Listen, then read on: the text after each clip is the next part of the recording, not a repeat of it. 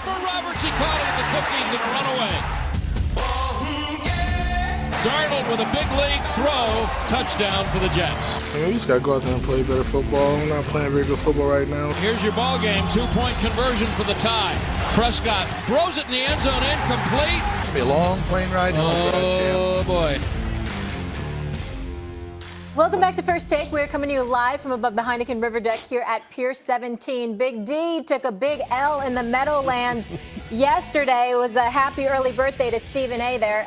Dak Prescott failed on a late 2-point conversion that would have tied the game, giving the Jets their first win of the season and Dallas their third straight loss. It's been a tale of two different Daks this season. Prescott had 9 touchdowns and only 2 picks in the Cowboys' 3-game winning streak to start the season, but only 2 touchdowns and 4 picks during this current 3-game slide. It's important to note that despite the losing streak, Dak still leads the NFL in QBR. You hear me? Leads the NFL in QBR at 81.2. What's going on, Ryan? Hey, Molly, how you doing? Good, good, good. Stephen A., we will start with you. We know Dak's looking for this big contract. Is he costing himself money right now? I think so. And I think that Jerry Jones is looking smarter and smarter. I don't think it's deserved. I think that Dak Prescott deserves his money. Please don't get me wrong. You're playing the quarterback position. You're a starting quarterback. You're reliable. You don't miss games. You're a leader. We get all of that. But this 3-game losing streak looks really, really bad. And I think that it's elevating the level of importance that Jerry Jones moved beyond Jason Garrett and get somebody like a Lincoln Riley up in here quick, fast, and in a hurry. Having said all of that, that doesn't bode well at the moment for Dak Prescott. Yesterday, he did not have Amari Cooper. He did not have Randall Cobb. I got that. Michael Gallup was your primary receiver, and he used Jason Witten. And I think that it helps Max and Ryan that Kellen Moore idiotically, I'm not calling him an idiot. I'm not calling him stupid, but that was an idiotic, stupid call at the end of the game. You target Jason Witten? That's your target, for crying out loud? I mean, really? Ryan Clark, you know what? Why don't you just retire from ESPN, go back to the NFL, and don't play defense, play offense? I mean, that's how simple that damn play was. I mean, why would you call him? Jason Witten, love him, appreciate the work he did when he was here, actually root for him. He's a really nice guy. He's a slow dude. He does not need a T.O. How about T.O. need to be up there? Let's get T.O. out of retirement and let him. I mean, they blitzed him. They got the ball out of Dak Prescott's hand. He threw it right there. How you going to call a play for Jason Witten in that situation? So you got an offensive coordinator that really had a hiccup there. We know that Jason Garrett has had plenty of hiccups, but the person who is suffering at this particular moment in time is Dak Prescott, because you're the one that's without your money, only making $2 million this year, in line for 30+ million. I would say right now, this is costing them a little change, just a little. Okay, I was going to say no, it's not costing them any money, because my position's always been the Cowboys. At first, I thought like he's a $20 to $25 million quarterback, right? And then as he played very well early in the season, and I saw the Cowboys say, we are not going to reset the market with Ezekiel Elliott, who's not even a free agent next year. What was his recourse, really, to sit out and not reach free agency? They reset the market with Ezekiel Elliott. Biggest guarantee, biggest average annual. So, and they signed a lot of other guys. It became pretty clear they're going to reset the market with Ezekiel Elliott. With Dak Prescott. And so at that point, why should Jerry Jones do the deal now? When you reset the market, it's like by $1. It's not by that much. So it's not like if Dak plays really, really well, you're going to have to reset it by more. And if he plays so poorly, can you even really pay him less, or are you going to reset the market anyway? Or would you be willing to let him walk? And then, of course, here's the one issue, the franchise tag. They can franchise him. And if they franchise him, I suppose he costs himself some guaranteed money, although even then it's hard to say because there have been no reports about what the guarantee has been. The Cowboys have offered Dak $30 million a year. He rejected it. What was the guarantee? What was the guarantee? And the fact that those details aren't out there tells me the guarantee is not very big. I think the big picture is this. Are the Cowboys going to keep Dak or not? If they're going to keep him, they're going to reset the market. They've isolated every variable except the two they're down to is head coach and quarterback. They have everything else.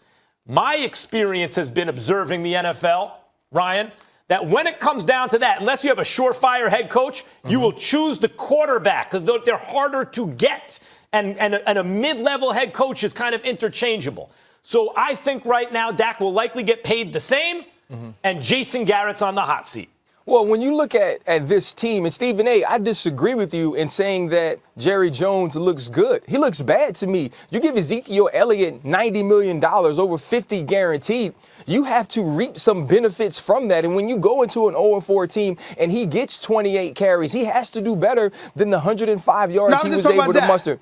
I understand that. Right. And on the other side of that, if it's 3rd and 1 in the red zone, you have to be able to get that. And on 4th down, you can't have Kellen Moore feel like he has to run Dak Prescott in order to pick that up. And so when you look at this team, it's hurting in a lot of places other than Dak Prescott. Now let's get to the question. Has he cost himself any money? I don't believe he has, because I believe the floor of that contract was always going to be what it was, as in they're not going to go lower on Dak because they aren't winning games or because he's not proving himself a top-tier quarterback. I think what Dak wanted to do with this season was prove that he needed above and beyond what the market is set at, that he needed much more than 110 million guaranteed that Jared Goff got. And so in that sense, I don't think he's proving his point, but I believe that Jerry Jones was always going to set the market with Dak Prescott.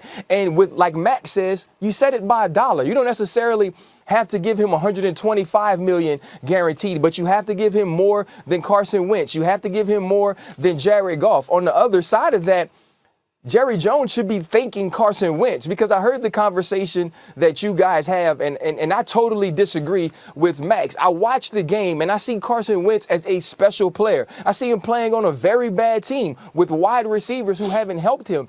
And so by him doing a deal where he only got 107 million, that really helps the Dallas Cowboys, because Dak right now isn't playing in that type of air. He isn't willing his team to even compete in the way that Carson Wentz is, with a roster that isn't close to being as good as the Dallas Cowboys. And so when you look at this team, I think now we can stop all this. Kellen Moore is the next up noise. We can also stop this, that Jason Garrett is for sure going to be on this team, because I think if this team continues to lose, Dak Prescott gets his money, and then they throw as much as they can at a Lincoln Riley or some offensive type that they feel that they can get the best out of this offensive lineup that they've assembled. Ryan, and I agree with you, Ryan, but the one other thing I wanted to add is this. Now, obviously, we've raved about the Dallas Cowboys defense throughout the months, okay? And we get that. It wasn't like some porous performance. I mean, what was it, Awuzie? Got taken to school by Awuzie, right? Got taken to school by Robbie Anderson yesterday on that 92-yard touchdown pass. We get all of that. I will say this, because you know how big of a fan I am of Jalen Smith and Leighton Vander Esch, and we know what those boys can do, particularly when Sean Lee's on the field with you as well. Healthy, that makes them very formidable. We haven't heard that much about Dallas's vaunted defense, vaunted linebacker core. Now, I'm not trying to imply they're doing a poor job or anything like that, but they were difference makers last year. Yeah. There was a elevated level of intimidation. They walked into a stadium, man, and you saw this defense, and you saw these guys go after it. Dallas's defense was starting to scare people. We anticipated that was going to be the case this year based on what we saw last year. Right. And I'm here to tell y'all, fellas, we ain't seeing that yet. No, this team is totally different from what you could have expected them to be coming into the season. I think they started to lean more on Dak. And you go through those first 3 games where you play the Giants and the Redskins and the Dolphins, and you start to believe that you're something else on offense that you are not. Last year, this team was about physicality, and it set that tone with the offensive line, the linebackers, and the running game. And they've gone away from that. They've gotten enamored with the pretty things, enamored with the things they feel like puts butts in seats. And this team needs to get back to the foundation and to the basics, and that's on Jason Garrett. Look, first of all, real quick about Wentz. Early in the season, his receivers are dropping a lot of passes. I get that. That's not what I've seen the last couple of weeks. I have not seen a good quarterback the last couple of weeks. He's acting as though the personnel that he has is not the personnel that he has, and they're quarterbacks who can take what the defense gives them and do a better job than Wentz has done recently. But Wentz is a guy who, when they gave him the money, you're like, look, we see the heights he's capable of. He can do things like special things. The question with Dak has always been, because he wants to get paid the highest amount out of anybody, right? He wants to reset the market. The question with Dak has always been, look, he's a game manager plus maybe. Can he be more than that? And I always bring up Tom Brady and Russell Wilson, who began their careers as good game managers. That's not a dirty word, by the way. It's a really good player. Good game managers who, because they won a lot, maybe were a little overrated, but then actually fulfilled like what people were saying about them and actually became team-carrying offensive superstars. So the question with Dak is, who's big and strong and fast and has an arm and all those things. The question with Dak is, look, he's a game manager. Eventually, can he be that guy who turns into a team carrier? Maybe. Usually guys get paid on maybe, guys.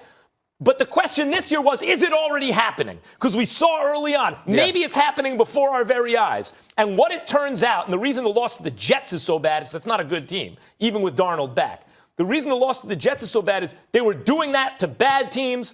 He wasn't doing that to good teams, and just now he didn't even do it to a team that's not very good. Yeah. Well, but I don't know that affects his bottom line. Ezekiel Elliott didn't even know that this team was winless. So that's an issue in itself, that this team isn't being prepared to play against the people that they're facing each and every week.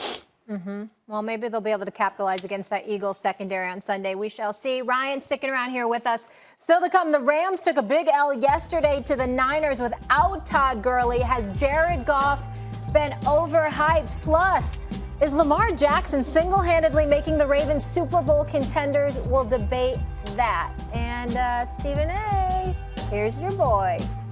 First of all, Stephen, happy birthday. I had no idea that my birthday is on the 13th and yours is on the 14th. I'm going back and start over again. You're too close for that. But listen, hope you have many happy returns of the day. I understand now why you're so smart and so quick. Us boys born right in there do a good job of that.